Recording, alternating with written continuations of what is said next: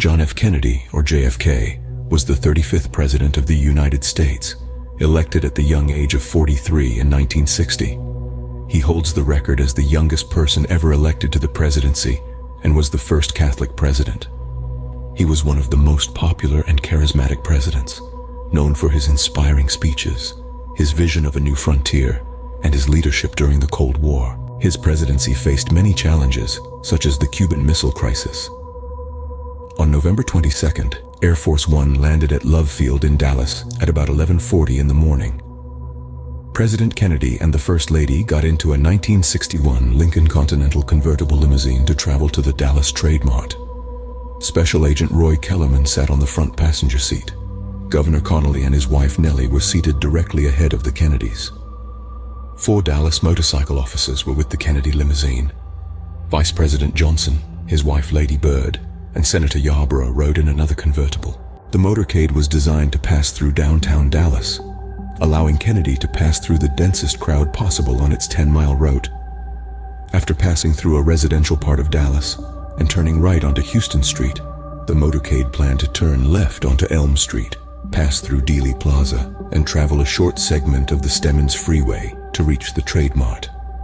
The planned route had been published in the newspapers several days earlier, and an enthusiastic crowd warmly greeted Kennedy. Dealey Plaza in Dallas, Texas, a picturesque site, was the location where President John F. Kennedy was assassinated on November 22, 1963. Kennedy, sitting in a limousine and waving at a crowd on Elm Street and Dealey Plaza, was shot in the head. He was rushed to Parkland Memorial Hospital, where he was pronounced dead approximately 30 minutes after the shooting. Connolly was also injured in the attack, but recovered.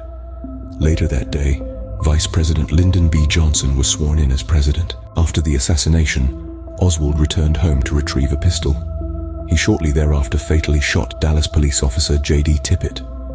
Approximately 70 minutes after Kennedy and Connolly were shot, Oswald was arrested by the Dallas Police Department and charged under Texas state law with the murders of Kennedy and Tippit. On November 24th, 1963, at 11:21 in the morning, as live television cameras recorded Oswald being transferred from the basement of Dallas Police Headquarters, he was shot and killed by Dallas nightclub operator Jack Ruby. Like Kennedy, Oswald was taken to Parkland Memorial Hospital, where he soon died.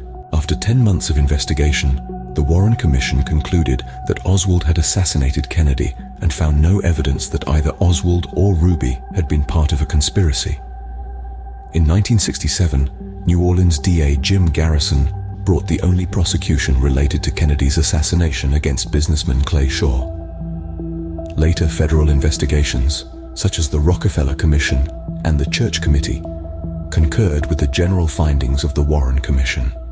In its 1979 report, the United States House Select Committee on Assassinations, HSCA, concluded that Kennedy was probably assassinated as a result of a conspiracy. The HSCA did not identify the conspirators but concluded that it was likely that 2 gunmen fired at President.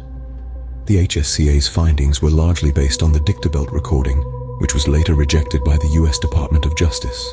In summary, JFK's presidency was marked by inspiring visions, leadership during turbulent times, and a tragic end that still fuels debates and conspiracy theories.